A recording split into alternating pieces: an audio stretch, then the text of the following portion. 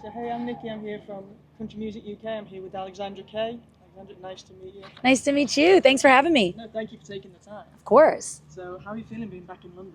I love it. I've been looking forward to it ever since we found out. We actually didn't find out that we were playing this show until only like a month ago or 2 months ago, I think. So usually we know way further ahead of time. So we're all just hyped that we got to come back. We didn't expect to be able to come back this year. Playing Hyde Park as well, like it's one of It's iconic. big, like most iconic landmarks. Yeah. Here, it must be really exciting. It's super exciting. And also this is like one of my first, I think this is my first show with Morgan. I've played a couple of festivals where we were on the same bill, but it's just really cool for there to be just like such a small group of us that got chosen to be on this show. So I feel super honored, and especially like one of like 4 women on the bill. So I'm just really, really psyched. No, it's a great lineup. Yeah. So you were just here in February. You played some shows, some sold out shows in London, Manchester. Yeah. How did you find what was your biggest takeaway from like a UK audience as opposed to the US? Oh, just the passion, and everybody is so kind and so attentive, and just so excited to be there and excited to have me there and so welcoming. And I didn't expect to do my first headlining tour and sell out the whole UK tour. But that just goes to show how incredible the fans over here are and continue to be, and hope to come back and do some more next year. Well, no, absolutely. That's one that we asked our followers on like our socials. What's the biggest thing? What's the one thing they would want us to ask you? And it was overwhelmingly, when are you coming back to do a headlining tour? We'll be back in 2025. We haven't announced it yet, but it's going to be announced in a couple of days. So Awesome. we're excited. Yeah, well, the fans will be excited, and your fans are super passionate. They are. Like some of our team were at your shows, and like fans were crying. Yeah. How overwhelming is that for you when to feel that kind of energy and response from the crowd? I think it reminds me that whatever it is that I'm doing it at least semi-right, because that's the reaction I've always wanted to get. Excuse me. I grew up listening to Taylor Swift, and that's how she would make me feel. I mean, I just sit in my bedroom, bawl my eyes out, and be like, how does she know me? And that's just one thing when I go into every single write that I keep with me. And especially writing this record, since it was such a personal record, I was like, if I'm going to go through divorce, which was the most painful thing I've ever been through, and completely starting over at this age, I wanted to make sure that I said everything I needed to say, but I said it in a way that it felt like a warm hug to somebody else that was going through it. And I feel like we accomplished that. And I think that, we'll see some tears in the crowd today. And it just reminds me that we're all healing together and we're all human. And so really something I'm really passionate about. Yeah, absolutely. It must be incredible for you. Like now you're on the other side of all that. Yeah. To see like that response in your fans. Yeah. Like, it must be like the greatest silver lining. It's amazing. I knew that when I was going through it, that God had a plan for me, and that this wasn't just supposed to be it. I wasn't just supposed to sign these papers and start over. And I knew that I needed to create beauty out of this pain. And I really think we did that. And I see it in the meet and greets every night, women who are in their 20s going through a divorce, and women who are in their 60s going through a divorce after 20 something years, It just really brings us all to the same human level, and we're all having the same experience, just in different ways. And I'm just happy that I can make somebody feel less alone.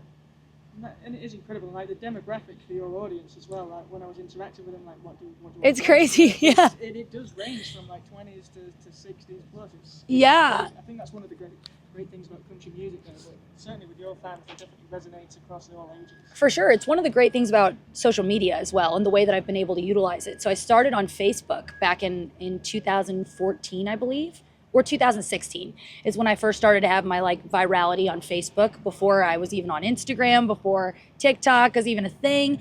And so I that's when I first started to kind of get that. So it was an older demographic, right? Who was on Facebook. And so then once I started dipping into TikTok, that's when I started to get a much younger demographic. So like we were having 7-year-olds, 8-year-olds, 12-year-olds come to the shows, and I was like, this is cool. Then I put out All I've Ever Known, which really resonated with a lot of, people in their 30s and their 40s. And so now, based on just the fact that I've shared every chapter of my life as I've continued to grow and continued to age, it's like I'm bringing people with me. And so it's a wide range, and it's wonderful to see, a mother healing and she's having her own experience and her own moment. And then skip this part comes on, her 7-year-old is like decked out in pink, you know, like doing the whole thing. It's incredible. Yeah. I go say She Said. I mean, I love the whole album, but She Said. She Stayed, sorry, for me. It's just like such a great Thank you, Rocco. My boyfriend and I wrote that song together, and he's my lead guitarist in the band. And he was asking me, he was like, "What do you want for this record?" Like, it was like the last bit of the album, and he was like, "Is there anything else you haven't said?" And I was like, "I've wanted to write a song for my best friend forever, and it has just never been right because she's so incredible, and I hold her at like the highest standard. So I'm like, it's got to be great."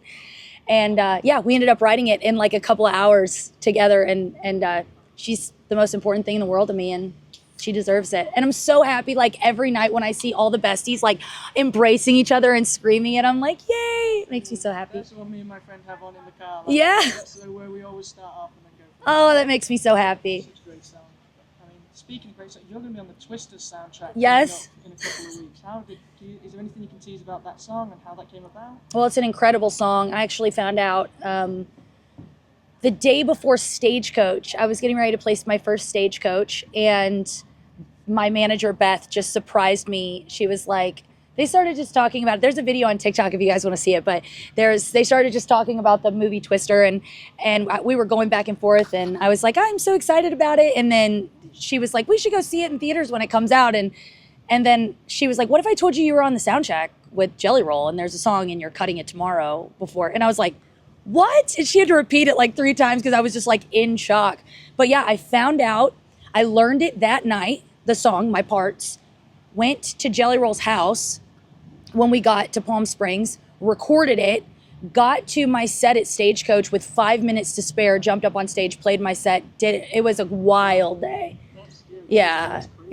I was sicker than a dog too when I cut that song, but we made it happen. We made it work. We're all looking forward to hearing it. Yeah, it's an amazing song. I'm very, very honored to be a part of it. And speaking of Jelly Roll, next month you're starting a massive US tour with Yeah. them. How are you feeling about that? Stoked. I mean, it's going to be my first arena tour. I did an amphitheater tour with Tim McGraw a couple of years ago. I was his opener on that, and also as an indie artist. And so it's just really cool. Not only did Tim take me out, Jelly's taking me out as an indie artist, and I get to stand up on that stage in my first arena tour ever, you know, and be able to thank everybody for what they gave me, because the reason why I have everything is because people believe in me and they give me opportunities, and because the fans are continuously streaming the songs, buying the tickets, showing up to the shows. I would have nothing without them, and I continuously tell them that over and over, like, thank you for everything I have. So I'm excited to get up on my first big arena stage and be able to say that, and I think it's just going to be a real turning moment for me, and then I'll be announcing new music right off the back end of that, so I'm pumped. That's awesome. Yeah, we're looking forward to that, looking forward to the new music, and I'm really looking forward to your set today. Oh, I'm super excited for you to hear it. It's going to be awesome. Thank you for your time. Thank you so much for having me. I appreciate it.